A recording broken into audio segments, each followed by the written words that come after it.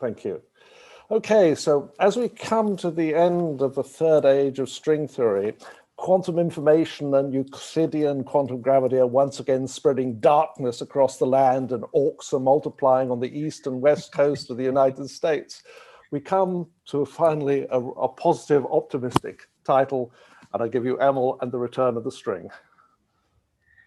Yes, so a bit of a play on words, but worldsheet methods seem to be out of fashion for quite some time. And so this is a modest attempt to say that the worldsheet still has a role to play, at least for some calculations. And I'll describe a couple of those calculations today.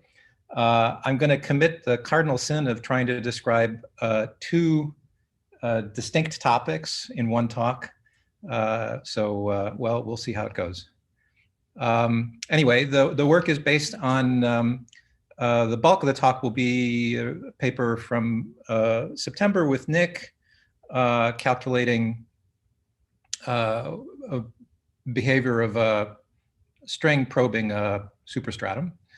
And if there's time, I'll also discuss some recent work with postdoc Daniel Brennan here at Chicago, well, it's sort of orthogonal to the first topic, but I think interesting nonetheless. So, fuzzballs. I don't think I need to tell this crowd that fuzzballs are interesting, and that they're an attempt to explain a black hole information paradox with structure at the horizon. Often, just I think for the purposes of calculability, one has explored this idea with geometrical structures that one can construct in the low energy effective supergravity theory. But we now, I think, understand pretty well that that's just part of the story, and that the more generic microstates have additional structures. And so one question is that if we start with one of these highly geometries, how do we probe them? If we probe them, do those probes trigger an evolution towards the more generic states? And if so, how does that happen? So there's a loose classification that was put forth in a philosophical paper of Joseph and Nick from a few years back, that it might be useful to categorize fuzzballs into three types. The first being microstate, in order of increasing complexity, and the simplest being microstate geometries, things that are describable in effective supergravity without recourse to any kind of string theory effects or brains, except as they appear in the theory of geometry. And so these have the advantage that you can do detailed calculations. There's a ton of literature. We've been hearing that at this conference. But you know, the question is, if these are not generic states, are we by investigating in our sampling of the ensemble of microstates? Next thing in their list were what they call microstate solutions. These would be things that are describable in perturbative string theory. And so there might be regions where there are string condensates or D-brane physics that are essential to describing what's going on. But that things are at least controlled in the sense of you know, the quantum effects of quantum gravity are still not important for describing the physics.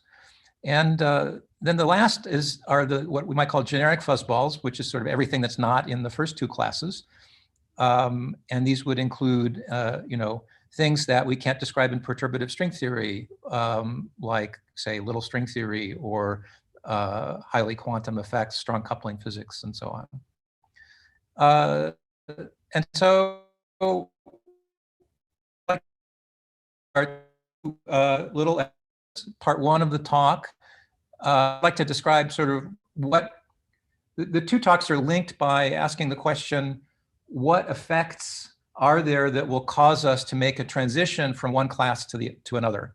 And so part one is an exercise that shows that even if you're working in the effective supergravity theory and it looks like the geometry is nice and smooth, curvatures are low in units of the string or Planck scale, that nevertheless there can be stringy effects that are important for describing some probes. And then the second part is a question of if we have something, it might be, we'll describe a particularly stringy ADS3 throat that nevertheless, we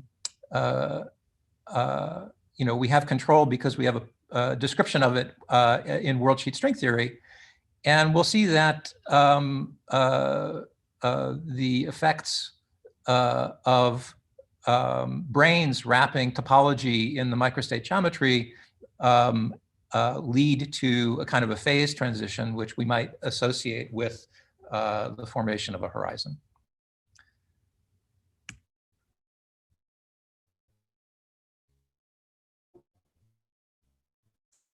Review briefly, it's been covered many times in this conference, the structure of superstrata microstate geometries.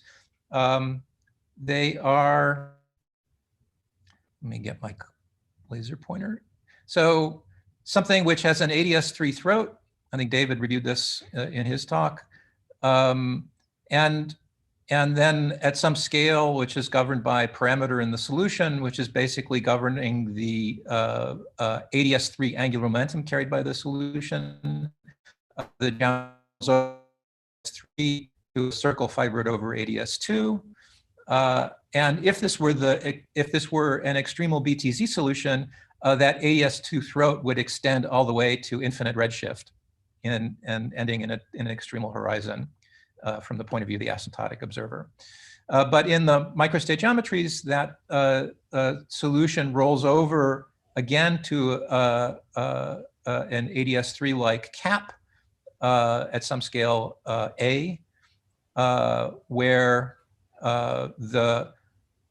there is a wave of supergravity excitations orbiting along the S1 that's fibroed over the ADS2 that supports the cap structure. And so, so while the Btz solution, that is the dashed line here, has some standard structure of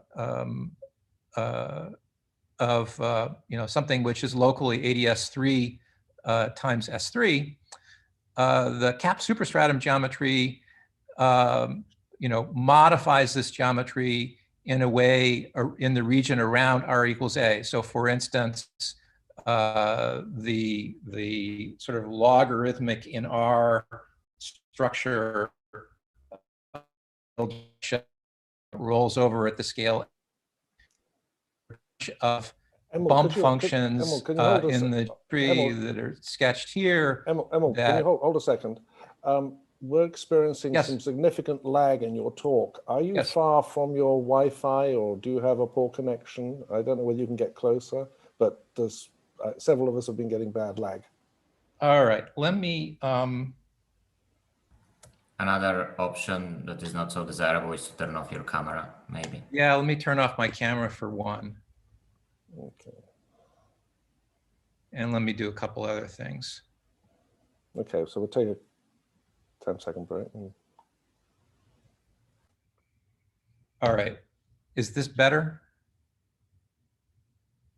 It happens every few minutes. We'll let you know, but I'll just, Joseph and I will just exchanging emails. All right, interrupt me if there's an issue. Okay, off you go. All right, so the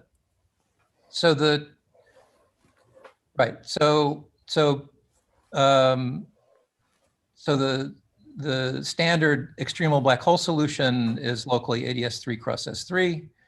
the superstratum geometry modifies that geometry in the vicinity of the location R equals A in the throat, where these functions that appear as metric coefficients, here, here, here, here, various warp factors that have the property that they go away at large R, but then in the vicinity of the cap here, R equals A is sort of this region here. They start to become important and modify the geometry. And you can see that, for instance, the angular circle, which is the direction U minus V, starts to pinch off, and the origin is completely, R equals 0 is completely smooth. Again, referring back to David's talk, the CFT state in the symmetric orbifold, which is somewhere else in the moduli space of this theory than the supergravity regime, but nevertheless, because these states are BPS and more or less protected, one can identify which state in that symmetric orbifold CFT is dual to this particular geometry, one can write it down. And one can also map the data of the CFT state to the data of the solution, in particular these two scales A and B that characterize the rollover of the geometry between the ADS3 asymptotics and the ADS2 throat, and the ADS2 throat and the cap. Those two scales are set by the S3 angular momentum is the cap scale. The ADS3 angular momentum is the onset of the ADS2 throat. Okay. And so when this A scale is small, so when the angular momentum in the S3 is small, and the ADS3 angular momentum is large, you have a long ADS2 throat. The metric coefficients in this regime very well approximate those of the extremal Btz throat until one reaches the cap. And so in particular, the cap can scale, the redshift to the cap can be parametrically made to be of order the central charge of the CFT. And we're going to be interested in what happens when we probe the throat, dropping something in from the ADS3 region, and what happens to such a probe when it starts to get deeper in the throat. And along these lines, there's a beautiful calculation by these gentlemen looking at the particular class of solutions, which are called N01 or 10N superstrata, have lots of killing vectors.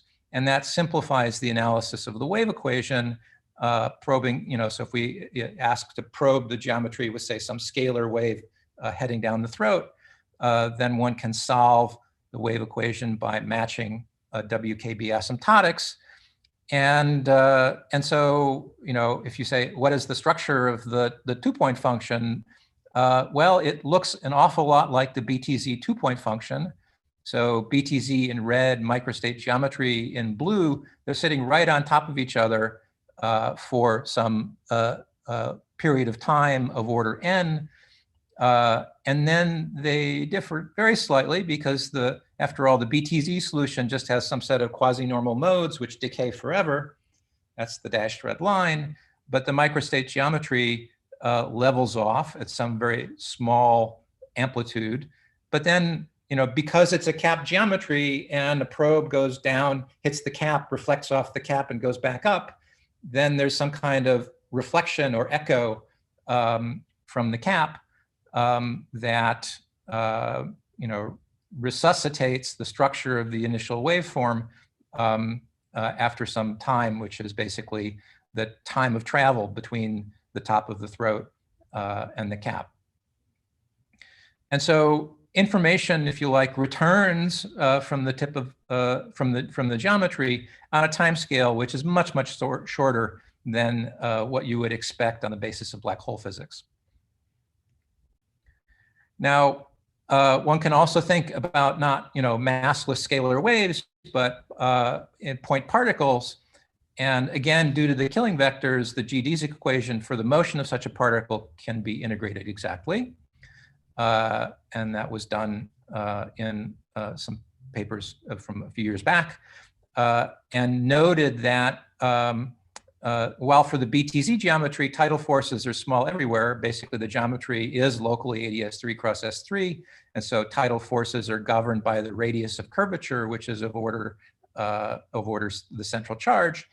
The tidal forces are small everywhere, but in the microstate geometry, because you have to enforce that the geometry is capping off, that leads to some large tidal forces that appear midway down the throat in the sense of the geometric mean of these two scales A and B.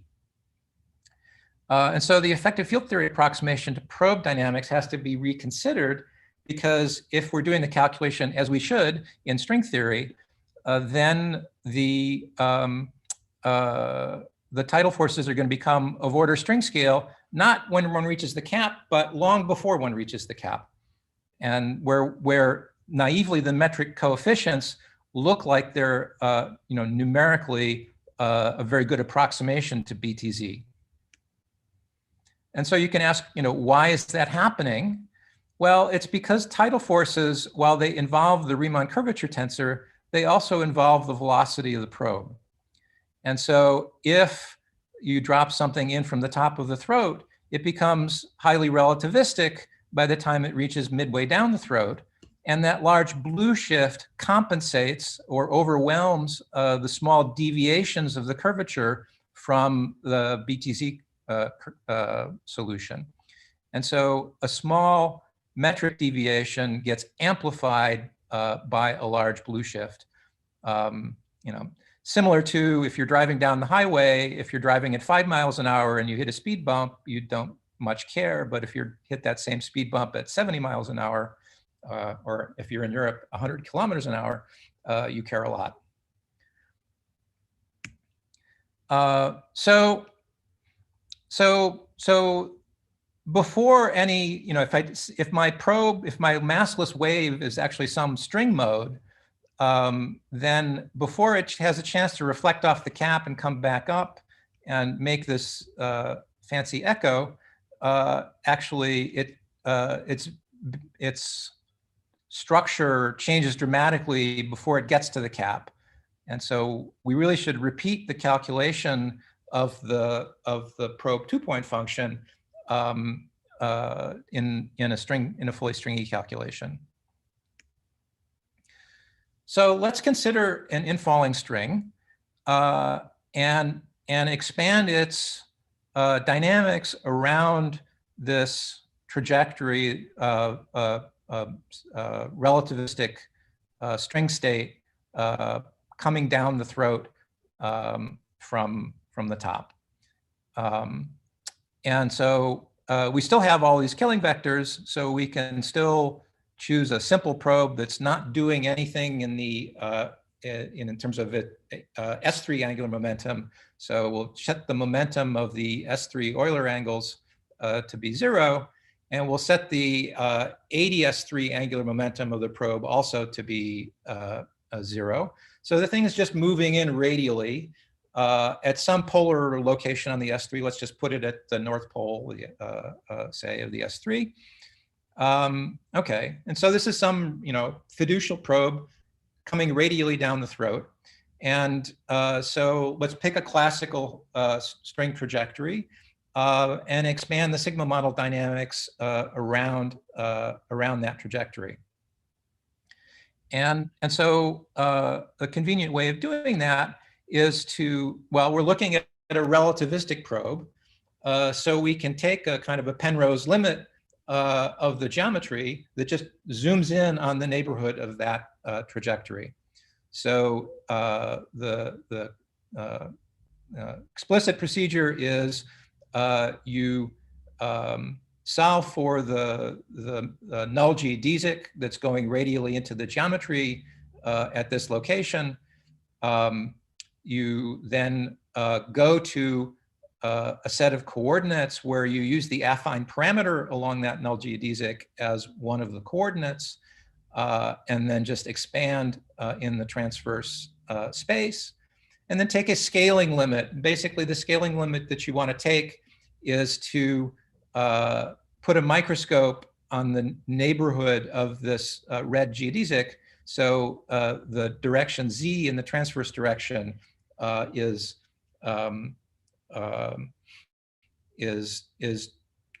scaled to 0. Okay. Now you can't do that completely because there is a scale in the problem in the transverse space, which is the string scale. So this is at best an approximation that works well when the microstate geometry typical scale radius of curvature is much, much larger than the string scale, which will be true, if we're at large Q1, Q5. Okay, so taking that scaling limit, this rather messy looking geometry written here, where I haven't even told you what these bump functions are, but they're just some functions of A and R and B that have some characteristic shape of this sort. All of that collapses quite nicely in the regime of interest to what is essentially a flat metric in the transverse space and the longitudinal directions. So x minus here is the null coordinate describing the affine parameter, along the null geodesics. X plus is the conjugate null direction, which you can think of basically as time. So basically x minus and x plus are like the RT plane of the geometry. And then there are 4 additional coordinates and a T4, which I'm not even going to talk about. The remaining 4 transverse coordinates are the azimuthal direction of the ADS3 together with the S3 coordinates. Okay, so since we're expanding around the pole of the S3, it's convenient to go to Cartesian coordinates in the vicinity of the pole of the 3-sphere. Okay, and so if you do that, then the interesting bit of the metric is basically the tidal tensor contracted into the direction of motion x minus and the transverse direction. So basically, it's coding the fact that you're zooming in. So it's basically picking out this tidal tensor where mu and nu are in the transverse directions to the RT plane. Okay, and so these bump functions in the metric then process into the structure of this tidal tensor, which is again some other bump function. So the tidal forces go to 0 as you go up the throat. As you come in towards the throat, they start increasing, they reach some maximum, and then in the cap go back down to 0 or close to 0. And so because we're only going to be interested in the sort of region out here, which is much, much bigger than A, but much, much less than B, so somewhere midway down the throat, we can approximate this bump function by its leading asymptotic, which is basically governed by the leading multiple deviation of the metric from the Btz metric. And so if we're then solving for string theory, we would write down the nonlinear sigma model in this background geometry and try to quantize the modes on the string. Now, the thing that we'll be interested in is the fact that of the directions in the transverse plane, basically the 1 and 2 directions are boring. The interesting effects are in the 3-4 direction. And some linear combination of those has a compressive tidal force, and the other has a stretching tidal force. And it's the stretching vital force that does the work. It's the thing that's going to pull the bits of the string apart. Okay. So write down the wave equation that comes from that nonlinear sigma model. And the way that the tidal tensor appears is as a contribution to the effective restoring force of the string oscillator mode. Okay, so if there were no tidal forces, this would just be some standard harmonic oscillator equation for the normal mode frequency k. But you see that for the stretching mode, it acts like an effective negative mass squared. And so when the tidal force becomes of order the restoring force of the oscillation, the harmonic oscillator tips upside down and becomes an unstable quadratic maximum instead of a quadratic minimum. And so the amplitude starts to grow. And if this were to persist forever, the string oscillator mode would grow uncontrollably, and the string would puff up to some kind of macroscopic size. Now, that's not going to happen because as the, yes? Joseph, question? No, sorry, there's something else. Okay. So, you know, in writing down the wave equation, I should have said we're choosing a light cone gauge, which is possible because the longitudinal direction, well, you see X plus doesn't appear in anywhere in the geometry except here. So when one varies the sigma model with respect to X plus, X minus is a free field. And so we can choose this as a solution of our free field equation for X minus, which basically amounts to choosing a light cone gauge. But remember, X minus is the affine parameter along the null geodesic. So as we're evolving in time, we're also coming down to small radius in the throat, which you see here when we translate what X minus means in terms of radial position in the throat. So, so this instability turns on at some point in the throat, but the string keeps on coming down the throat, and at some point that instability shuts off because the tidal forces shut off. And so there's going to be a growth in these unstable modes for some period of time, and then the growth ends. And basically what you have by the time you reach the cap is an excited string. And we're going to approximate that by the leading asymptotic of the negative eigenmode of the tidal tensor. Okay. So now combating that stretching effect of the tidal tensor, of course, is the natural frequency of a particular mode. And so as you look at higher and higher modes of the string, the tidal forces have to get bigger and bigger in order to overcome that. So if I'm looking at the kth mode, there's some particular point, call it R star, where that particular mode goes unstable.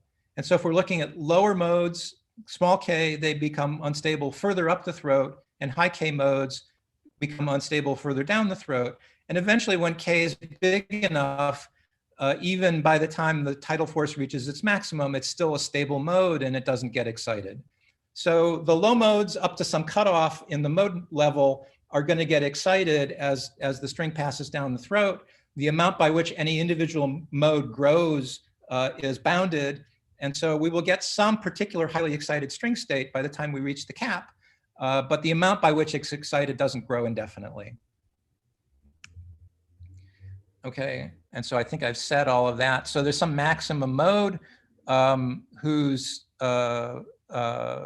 value is given by the parameters of the microstate geometry and the initial energy of the string that you've dropped in. And so so what you find is that each mode gets excited by an amount that's order 1, because even though the tidal forces cause the mode to go unstable, the time of transit between the point where it goes unstable and the point where you reach the cap is small. And so you have a large, you have a tidal force that's growing dramatically. On the other hand, the time of transit is small. So the force being imparted to the string is large, but the time over which that force is being imparted is small. The overall impulse that's imparted to the string is then bounded.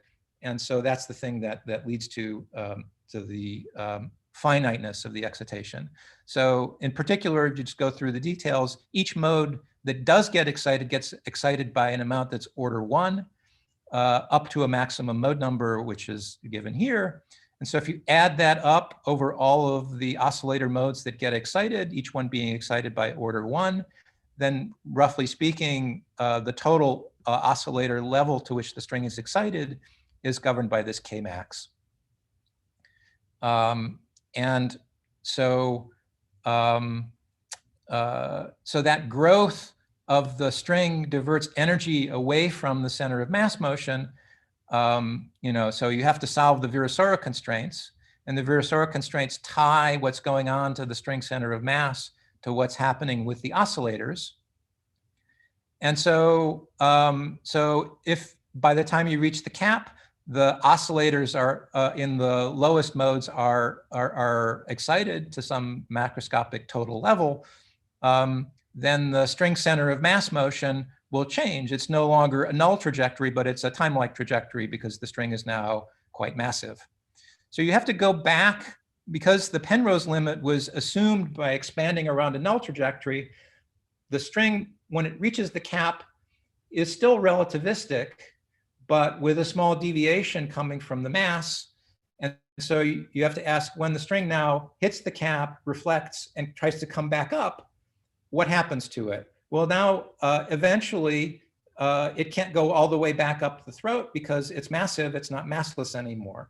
So you go and resolve for the trajectory of the string, putting in as input the calculation we just did of what's the mass by the time it exits the cap. And you can then do that in the full geometry and solve for the turning point and find that it is indeed far down the throat. Not the point where the tidal forces become, first become of order string scale, that's the scale square root of AB. This is somewhat, so it's, if that was logarithmically halfway down the throat, this is logarithmically 3/4 of the way down the throat. And so the string, even if it was a massless string state going in, it's massive by the time it tries to come back out. And so it's effectively trapped by this tidal disruption. And note in particular that there's a cancellation of the energy dependence, which is basically that if you say, okay, I'm going to try to overcome this by just sending my string in with a higher radial momentum. So, if I, zoom it in, high enough, maybe I can overcome this tidal disruption. But the thing that foils that plan is that the amount by which the string is excited is proportional to the energy with which you sent the string in. So, so even if you try to overcome the braking effect of the tidal forces by sending the string in with a larger radial momentum, the string would just say, ha, I don't care. I'll just get more radially excited. And so the string just becomes more, the energy that you sent in, radially as center of mass energy just gets converted to oscillator motion. And so the string still doesn't rise any higher in the throat than if you used a smaller amount of radial momentum. And so what's going to happen is the string is going to, yo-yo up and down. It reaches this turning point, then it'll start going back down the throat again. But then as it goes back down the throat, it's going to get more tidal excitation. And so it'll just get more and more excited, and at each pass coming less and less far back up the throat until at some point it's just wiggling up and down in the cap. And so what we see is something that's maybe a precursor in microstate geometries to what you would expect a black hole to do. That is that anything you send in gets trapped. And gets trapped for a long time until it can radiate away. So we expect there to be, some sort of radiation from this string that's wiggling, up and down in the cap. In particular, it's just some highly excited string. So it will decay. It will decay by thermalization within the string of its oscillators. So there's one particular stretching mode in the Z3, Z4 plane that got excited. Eventually, we expect that to equilibrate among all the oscillator modes of the string, though we haven't studied that process in detail. In addition, there should be, because the string is undergoing some acceleration and deceleration as it yo-yos up and down in the cap, you would expect there to be some sort of Bremsstrahlung of, low energy string radiation coming off this thing. And so there should be some echo. It's not the echo that was calculated by looking at the supergravity 2-point function. It's going to be some much more diffuse thing of collective radiation from some object in the cap as it oscillates up and down. And I think it would be interesting, in a way of following up this calculation to ask, what is the, at least estimate the profile of that Bremsstrahlung, estimate the processes by which the string equilibrates its internal oscillators, just to see, what's happening. And then, of course, there's the issue of, you have some kind of like Hagedorn gas of string in the cap. What is the back reaction of that on the microstate geometry? And how long will it take to start accessing the full phase space of black hole microstates, and how might that compare to the sorts of scrambling rates that Ben was talking about yesterday? So just to summarize part 1, and I realize I left myself about 5 minutes for part 2. So cap geometries approximate Btz black holes, and they make the null singularity that results, from the singularity, the instability of the inner horizon of an extremal black hole. The cap geometry you can think of as making it slightly time-like, and that cap geometry is a little bit fine-tuned. It's not a generic extremal black hole, but something that approximates a black hole. It has tidal tails that die off like r to the -6. And those tidal tails have important effects when you try to probe the geometry. In particular, they dramatically modify the supergravity prediction, which is an echo after a time of order, the redshift, into something much more long-term. That is that most of the energy sits in the cap and only slowly leaks out. And so it's much more black hole-like than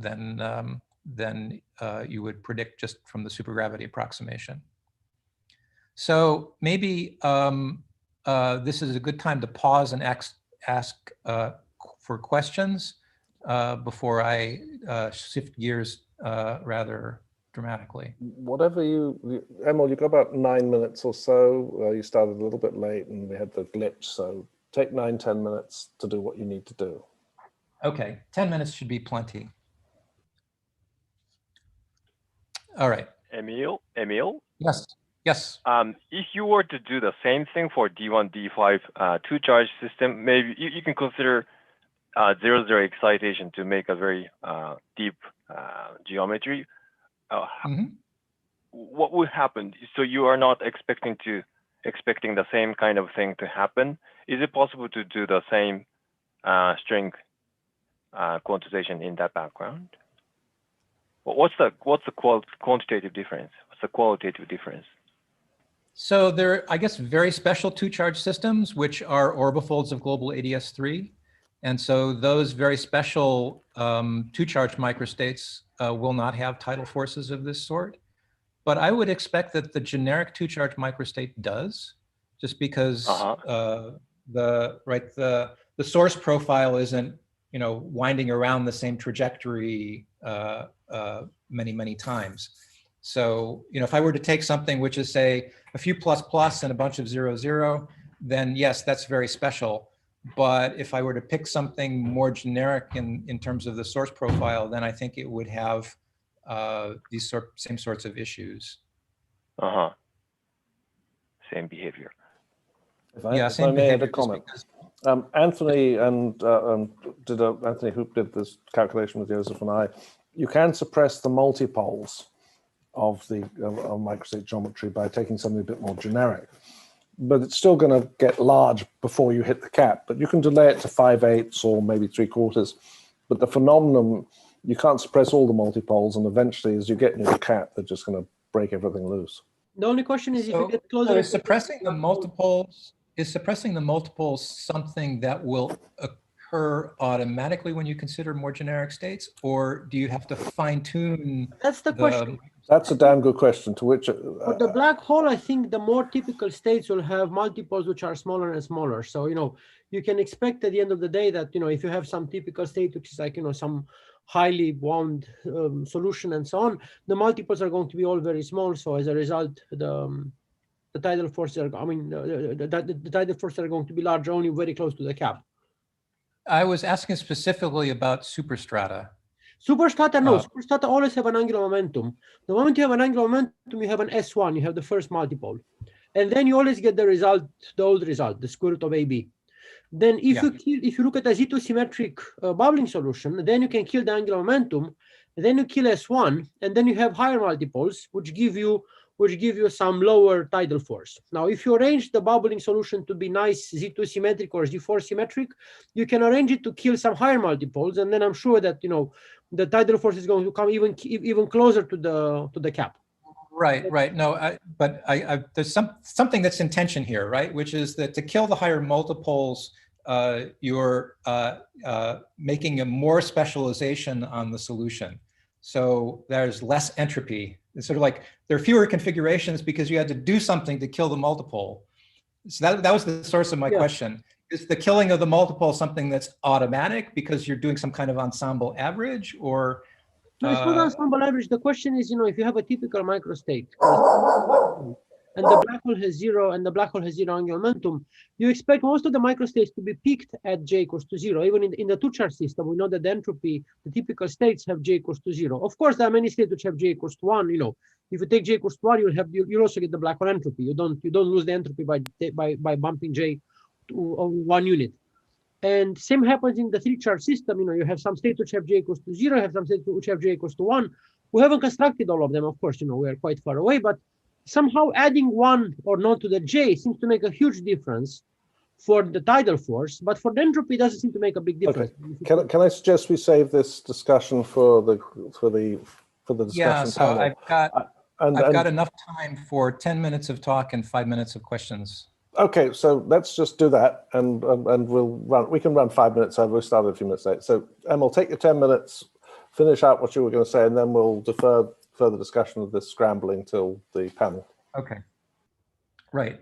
So so now I'd like to shift gears and talk about about two-charge states.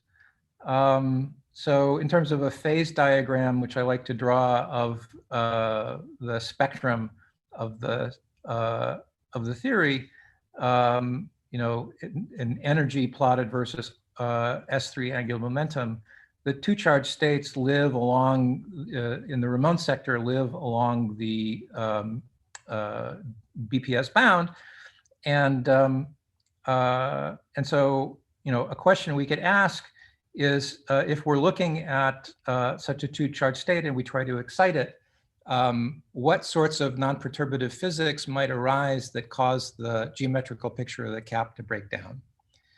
And a related question is, then can we find some knob that we can turn in constructing states that or theories that would allow us to suppress this stringy non-perturbative physics from happening?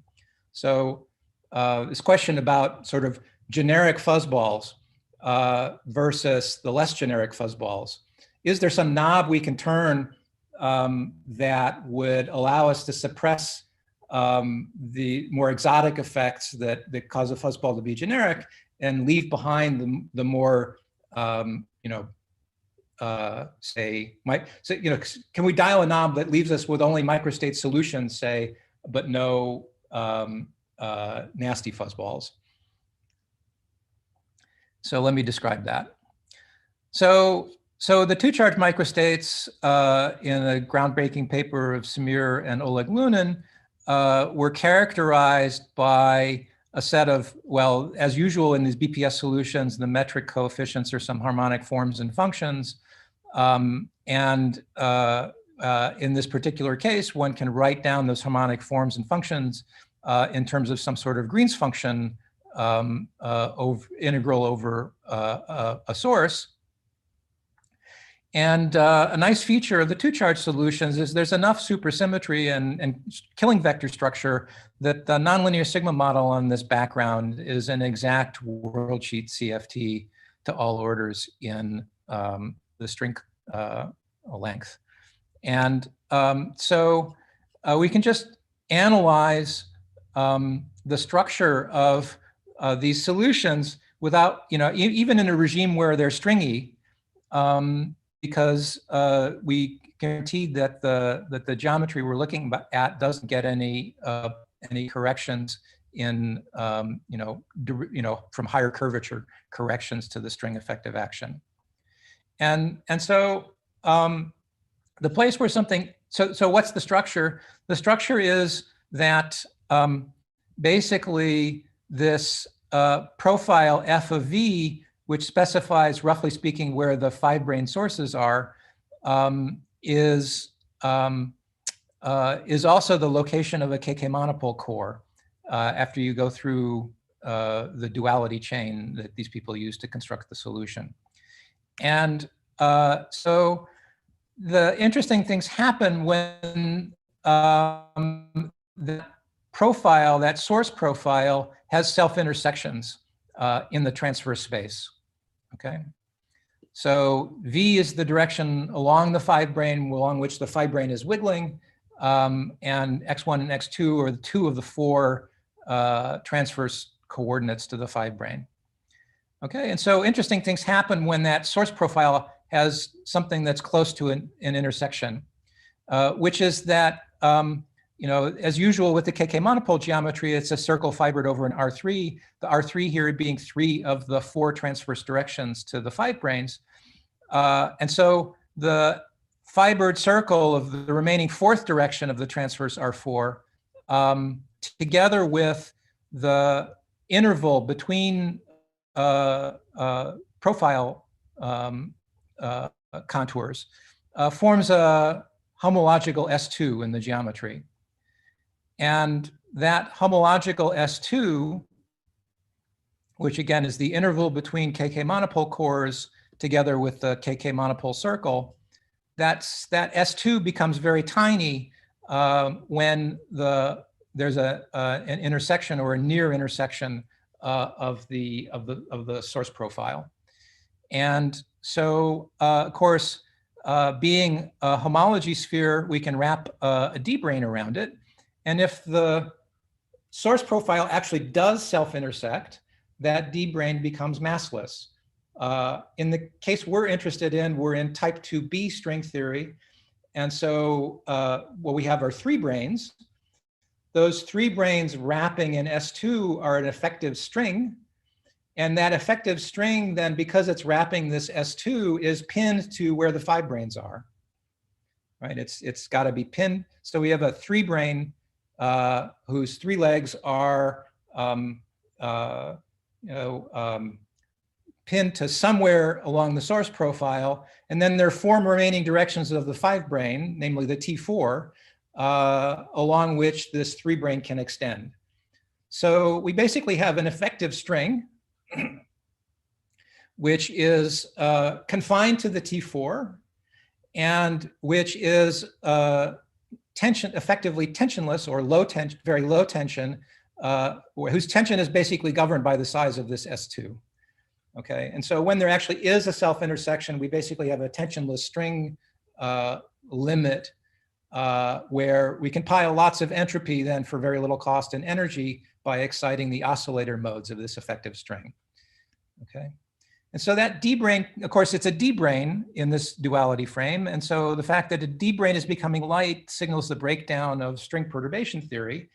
And so it's my fervent belief that this is the route by which one accesses more generic fuzzball states. There are definitely states in this theory which are in the generic fuzzball class of having strong coupling dynamics involved and some sort of stringy spectrum. But that stringy spectrum is much lower. The Hagedorn temperature of that stringy spectrum is much lower than the Hagedorn temperature of the fundamental string. So it really is non-perturbative, and it is little string theory physics, as we argued in a paper from a year ago. And I think I've said all the rest of what's on this slide. This really is the string which, when you go to the fully Btz regime, is the string that counts the Strominger-Vafa black hole entropy. So it really, I think, is accessing the bulk of the density of states. So the question that we probed in this paper from a week ago is to ask, can we turn off this physics that's responsible for the Btz entropy? And the answer is, you know, so sort of like probing this question of, is this really the dominant physics that governs the black hole regime? And so a baby step in that direction is to note that in this worldsheet approach, you have the choice of changing the background. Instead of choosing a T4, we could make the space along the 5 brane be a T2 or even nothing at all. And so you say, well, how can I make the T4 of ADS3 cross S3 times T4 now become ADS3 cross S3 times T2 or ADS3 cross S3 times nothing? You know, isn't that, you know, not solving the string equations of motion by not being 10-dimensional? But the answer is that the SL2 part of the, you know, the ADS3 part can have any worldsheet central charge you like, because the worldsheet central charge of SL2R is not quantized. The level is continuous. And so you can arrange by dialing the level of the SL2R to allow yourself the freedom of getting rid of the T4 and replacing it by nothing. And so when you do that, though, you're forced to a regime where the ADS3 radius of curvature is order 1. So we're definitely in this regime of microstate solutions rather than microstate geometries.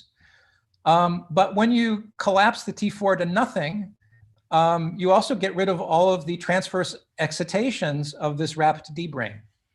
So while there is a little string, it doesn't have any entropy because it has no oscillator excitations. Similar, you know, to what Matthias was talking about earlier this morning, except where you get rid of all of the oscillators on the T4. So effectively, what's going on is that these backgrounds are below what's called the correspondence transition, where the black holes leave the spectrum. And so there are still things like supertubes, and we constructed them in this paper. And they're the unstable avatars of the little string, namely the D branes that stretch between the 5 branes. And an interesting question, which I have no idea what the answer is are there stringy versions of the superstratum construction? But this is at least an example where we can controllably construct backgrounds that look like they're ADS3 cross S3. It admittedly is in a stringy regime, but one where we can turn off the more generic fuzzballs and just have the analogs of supertubes and superstrata. So I think this might be an interesting playground where we can sort of put to the side all the things we don't understand how to calculate with, like little string physics, and focus just on the first 2 classes of backgrounds, namely the superstrata and the supertubes, and maybe the microstate solutions that are related to them. But it is an indication that that the dragons that are lurking in the more generic fuzzball states involve some very strong coupling in physics about which we understand quite little. And I suspect that issues having to do with horizon formation and accessing the bulk of the microstates are awaiting us in that very non-perturbative physics. But I think that's a question for the future. And I'm happy to stop and ask for questions about anything I've discussed. Okay, questions, guys? Or are you just transfixed by Emil's cartoon? Well, not me, Matt Groening. You know, exactly, but still. Wow. One can live in hope that some people, yes, anyway. We can, yes, we can. That's another person I care to probe a black hole with. Yes. Questions, guys? Do you want to follow up on, Joseph, the question we were asking about scrambling and so forth? I actually had a question about the second part. Mm-hmm. This super tube intersecting and the fact that there's a massless D3 brane there. In a sense, when you have a string becoming massless, usually you have a geometric transition. And oftentimes you get a new geometry. So we know this, for example, if you look in Klebanov cycling, and at the tip of the conifold, there is an S2 which has 0 size, and then if you wrap a D5 on this S2, it gets 0 mass, and therefore it condenses. But then you know that even if you condense this D5 brane and this D5 brane is massless and so on and so forth, the final solution, dual to the Klebanov, dual to the right gauge theory, is actually a nice smooth solution. It's a deformed conifold where the net effect of having a D5 brane on a shrinking cycle, which came there, condensed, and underwent a geometric transition, is to actually just create a new bubble in the geometry. And I'm just wondering whether one can use your calculation to understand, for example, the fact that you have a D3 brane, which is wrapping this shrinking cycle between two intersecting strands of this super tube. Can one use that to maybe understand, some extra things which you can put in, maybe some extra bubbles, maybe understand some local geometry in order to get a handle of what is geometric transition. So, for example, I can look at a local model, and I can just zoom in this region between two KK monopoles. I'm sure there'll be a geometric transition when these D3 branes condense, and there'll be a new cycle with some 5-form flux on it, and but maybe we still have geometry. I'm not sure. Yeah, I mean that's the $64,000 question. But this is something which people can work out. I mean, Nick and I found bubbling geometries at the beginning. I mean, okay, we didn't know about Samir's papers with Oleg. I mean, with Stefan, we knew vaguely about them. But we bumped into bubbling geometries by just looking at black rings of 0 entropy and doing the geometric transition. And then, we said, okay, they have to be bubbling geometries. And then in some limit of them, they matched Samir. So let Emil respond. Yeah. Yeah. So I mean, so I know Nick, I think, isn't particularly fond of this Klebanov-Strassler analogy. I think one is helped by the fact that when you do the geometric transition, there's some local vacuum, which is unique, and then some regular series of excitations above that,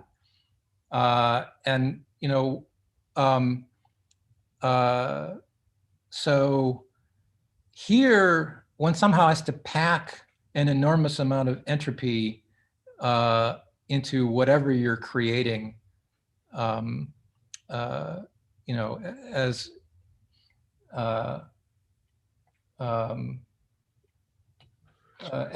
a deformation of the geometry. Sure, but this is later. This is the second stage. So first stage, do the geometric transition, find the new geometry. There'll be extra fields, there'll be extra stuff. And then once you understand the new geometry, then one can ask, does it have enough entropy? Where is the entropy of the collapsing right? But I think it amounts to a rather dramatic claim that what's effectively little string physics can be understood through geometry. And maybe that's true. And maybe it has something to do with the sorts of things that Samir was talking about, because after all, these little string excitations I was talking about are some profile of wiggles of the little string in the T4. So the T4 is going to be essential to understanding what's going on. So I mean, whenever I hear this sort of discussion of collapsing cycles, I automatically think of something we know very well, which is heterotic type 2 duality. And there we know that you can get the heterotic string from the type 2 string by wrapping branes around 2 cycles in some compactification manifold. And then in precisely the limit you're describing, when the cycles get very, very small, basically they become essentially massless excitations, which then can be reinterpreted as the heterotic string. Now, if you have a very complicated bubble structure or very complicated intersection structure, there's probably a very, very large string theory that you can understand perturbatively in some other regime. I don't know whether it's true here. It's probably far too complicated, but we do have toy models of this. Well, toy models. We have the heterotic string as a model of a particular class of intersecting cycles that are collapsing. So I don't know. Do you think this is a possibly viable thing that could come out of the picture you're drawing? Well, the heterotic version of this would any of these heterotic type 2. I don't think it matters too much. There are tensionless string transitions. Exactly, and that one's completely computable. They're quite different in character than the sorts of Seiberg-Witten type, massless monopole points. Which is another place where a cycle is collapsing. It's sort of like the question of, okay, some cycle is collapsing. Is it some 2 cycle? Is what you have available to resolve that a membrane or a 3-brane? If it's a membrane, then it's some standard field theoretic transition like Klebanov-Strassler, and maybe you can understand it by the sorts of effects that we know and love. The tensionless string points, where the thing that's wrapping that vanishing cycle has dimension 1 more than the cycle size, is going to result in one of these tensionless string limits. Yeah, but we know the Seiberg-Witten story and so forth, or these other things where you first wrap the brane around a 2 cycle, you've got some 1 dimension left over, and then you can take that 1-dimensional object and then wrap it around something else, and that's sort of roughly speaking how you can get. I mean, I'm confused. Klebanov-Strassler is like a tensional D3 brane, because you have a D5 brane wrapping the S2, and the D5 brane becomes massless, and then it has a geometric transition, and you end up with a big fat S3. But that's a tensionless 3-brane in a sense. It's a tensionless 3 object. But it doesn't have a free index that you can wiggle arbitrarily. Oh, why not? I don't understand. Why is that? Okay, in the interest, I just want to hold that thought for a minute. I want to see if there's anybody else got any questions that they'd like to weigh in with before we sort of wrap up this part of the thing. Any other questions? But in the last part, when you had this ADS3 cross S3 cross nothing, so then you're not choosing the level of the ADS3 to be equal to the level of the S3, right? Otherwise, you couldn't choose. That's right. So the regime you're in when the T4 is just absent altogether is the SL2 level is less than 1. And so the radius of curvature of the ADS3 is completely stringy. So you have just but then it's surely not supersymmetric, but then that's okay. Or it is supersymmetric. But I thought, you can do a chiral GSO. So there's a long-standing literature going back to papers of Kudasov and Seiberg about non-critical superstrings, and there is a chiral GSO projection available. So these things they're not. So in terms of what space-time CFT you get, it's not 4,4, it's 2,2. I see. And not in the list of things. I mean, I know you've been interested in such 2,2 symmetric products and so on. It's, as far as I can tell, it's not in any of the things that people have yet discussed as candidate for a space-time dual. I see. I think we should take a break. Let's resume at 6:20 local time, so 13 minutes or so from now. So an extra 5 minutes in the break, and we'll pick up with the panel at 6:20.